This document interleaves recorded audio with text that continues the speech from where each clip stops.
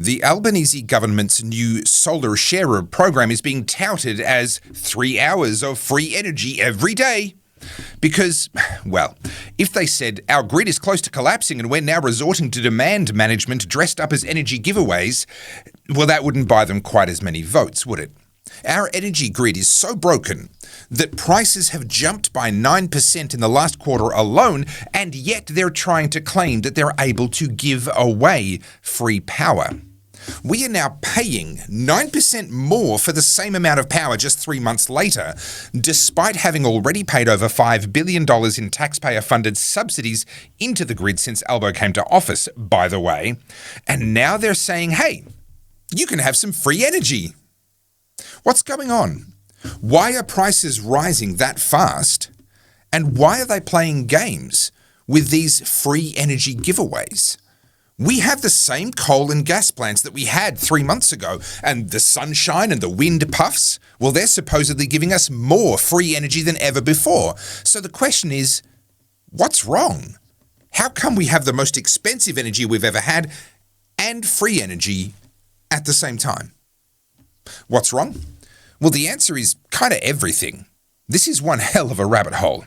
Let me give you a taste before we get into the details in a minute.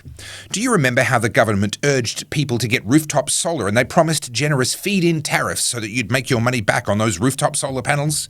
Well, surprise! Right now in Australia, if you have solar panels, depending on where you are, you're probably either being paid nothing at all for the energy you supply into the grid in the middle of the day, if you're in, for example, Victoria or Queensland, or you might even be being charged money, 12 cents per kilowatt hour, for the electricity you supply into the grid in the middle of the day if you're in New South Wales or South Australia. Because being charged money to produce electricity, well, that is what negative pricing means. We'll get to that in a minute. But simultaneously, we have the Australian energy market operator demanding that people who funded their own household battery be forced to connect that to a virtual power plant, which is basically an arrangement where you no longer own the energy in your battery. It gets confiscated and managed by the government for the greater good, of course. And by the way, connecting to a virtual power plant, well, it's not a precondition of getting the government's 30% solar battery rebate right now. But the system that you use, that you install, has to be capable of a VPP in the future, or else you don't get the rebate.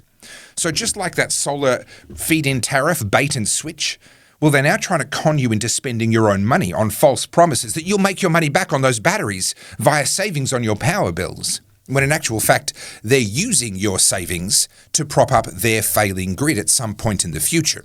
And at the same time as all of that is going on, we now have Chris Bowen announcing a new program, this solar sharer program, which will force energy companies to offer 3 hours of unpaid free electricity in the middle of the day, and it bans them from raising prices in other parts of the day to make up for the lost income.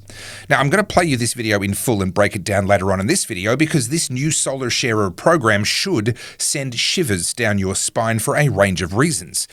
But all of this, the solar bait and switch, the battery rebate soon to be bait and switch, the billions a year in subsidies, and now this new solar sharer program, all of this is part of their increasingly desperate efforts to prop up the Australian grid, as it is destabilised by unreliable intermittent solar and wind power. Now, we'll dive into the details of how and why in just a moment, and also what you can do about it as well. But first, my name's Topher Field, this is the Topher Project, and I help busy people like you to keep up with the world as it changes around you, and to cut through the crap that is spewed by our politicians and our media. I am 100% viewer supported, so please help me to keep the Topher Project going by buying me a coffee via the button at topherfield.net. And if you appreciate how I cut through the crap in my videos, then you will love how I cut through the crap in my books. There's Good People Break Bad Laws, which is all about civil disobedience in the modern age and covers government, power, and perverse incentives of politics, and how we the people have an obligation to disobey the government when it exceeds its legitimate authority. Then there's Good Christians Break Bad Laws. This is all about the theology of civil disobedience. You'll find both of my books, plus the DVD of my multi-award-winning documentary Battleground Melbourne, plus my t-shirts and my hoodies in a range of different designs, all available at goodpeoplebreakbadlaws.com. And everything you buy will help me to keep bringing you stories like this one. The problem that all of these programs and subsidies and bait and switch con jobs are trying to fix is this. The Albanese government were very proud of the fact that in October the number of megawatt hours of energy supplied by so-called renewables was more than the number supplied by so-called fossil fuels. But if that rising yellow line looks kind of familiar to you, well, that's because it is. It's a lot like what's been happening to our power bills over the last 10 years as well. And that's not a coincidence. I covered in a previous video how the bid stack works, which is how prices are set in our electricity system, and how the whole system is manipulated to give so-called renewables every advantage and make them appear far cheaper than what they actually are, whilst loading every disadvantage and every cost onto coal and gas so that they can maintain this lie that renewables are cheaper and that it's fossil fuels that are driving up the costs.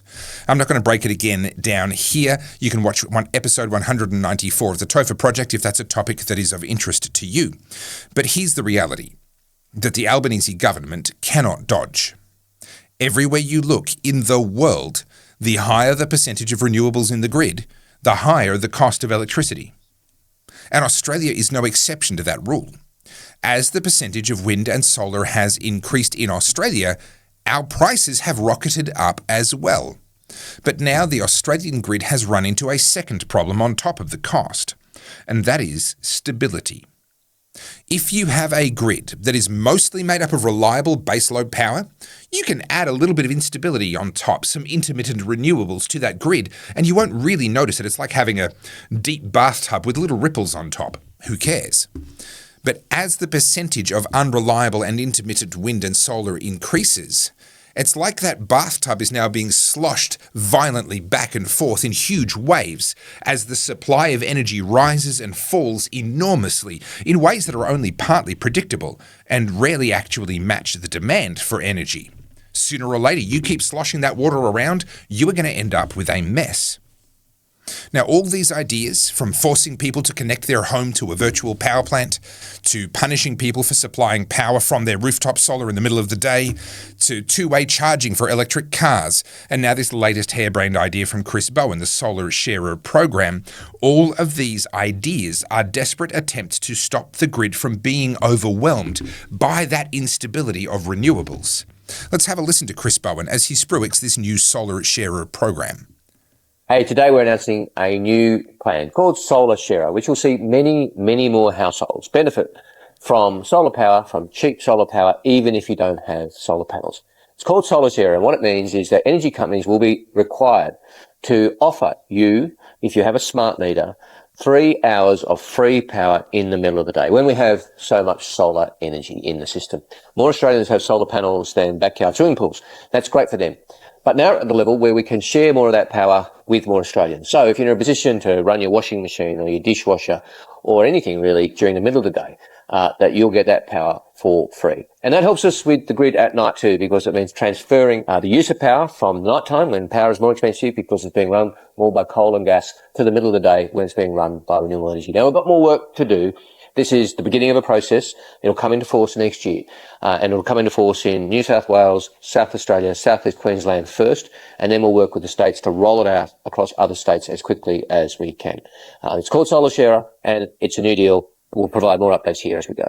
There's a few things in that video that should set your spider senses tingling. Firstly, these are government-mandated price controls. Now, that is always a bad sign. If the government has to start manipulating prices, well, you know that things are already very badly broken. It's always done for your own good, of course, but it's one of the 5 key warning signs of danger, albeit it's not the most serious of the warning signs, but it's not one that we want to ignore. Secondly, this is communist-style redistribution, and I don't mean that metaphorically, I mean that literally. This is taking from the producers, the people that actually spent their money to put solar panels on their roofs, taking from them to give to consumers, people who didn't spend that money. Now, the government are marketing this on the basis that it will be good for renters and good for people who live in apartment buildings, etc., and that's true. It will be good for those people. But it is a direct transfer of wealth in the form of electricity. It is from each according to his ability to each according to his need, and it creates a terrible perverse incentive to stop being a producer and to simply become a consumer. But third, and perhaps most seriously, Chris Bowen tells us point blank in that video that there are more of these sorts of programs yet to come. And that makes sense when you look at this graph and remember that they want the ratio of renewables to be even higher. In fact, way higher. If a 50-50 share of renewables is already forcing this much government intervention in the grid, this much government control of the energy market just to try and keep the grid stable, then increasing that percentage even more is only going to require even more government control. And that is another of my 5 key warning signs that I have spoken about in previous videos. The nationalisation of industries. Keeping in mind that nationalisation isn't always about ownership. The government doesn't have to own an industry in order to control it. Because being nationalised, well, it's about control. It's about who controls the industry, and we have a completely government-controlled energy market here in Australia. It's probably worth me going through the 5 warning signs in a dedicated video because I haven't spoken about them in quite some time, and it's beyond the scope of this video for me to get into those details now. So I will do another video on the 5 warning signs soon. Make sure you're subscribed to me on YouTube so that you don't miss it when I release it. But the bottom line is that the government are now at the stage where they are scrambling for ways to prop up the stability of the grid.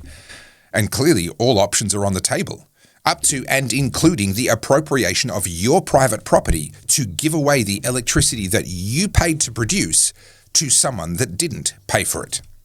They're trying to manage demand via this solar sharer program, which flips the whole idea of a utility on its head.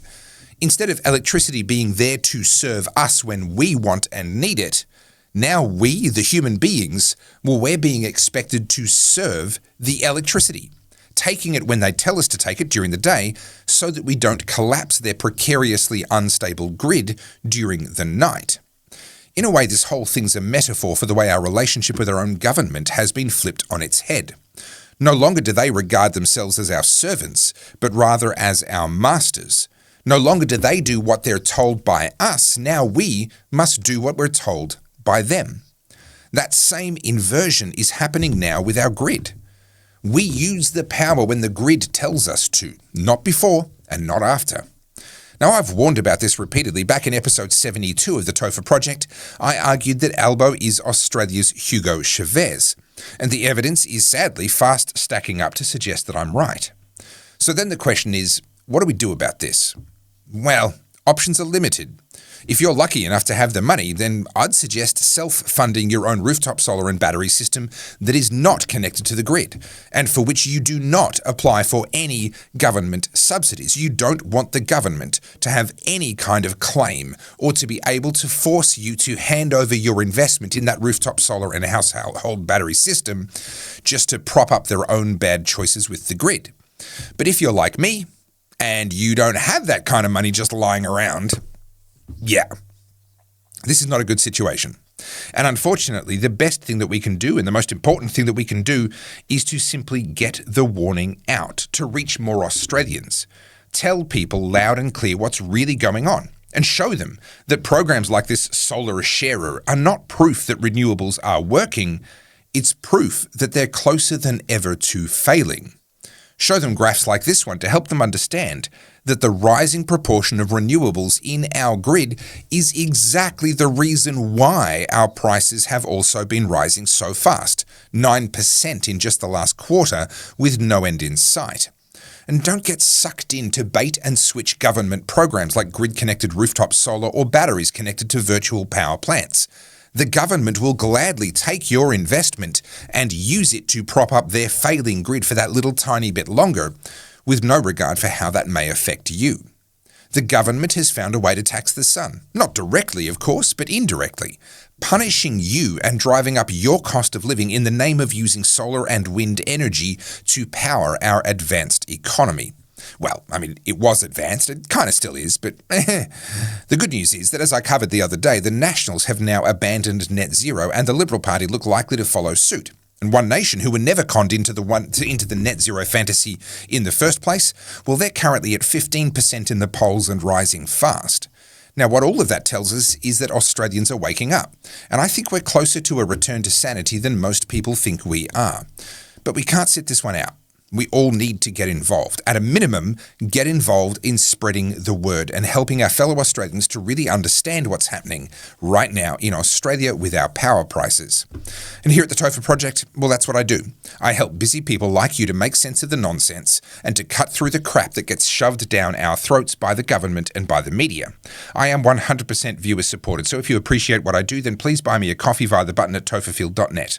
And if you like my videos, then you will love my books, DVDs, and merch, which you'll find at goodpeoplebreakbadlaws.com.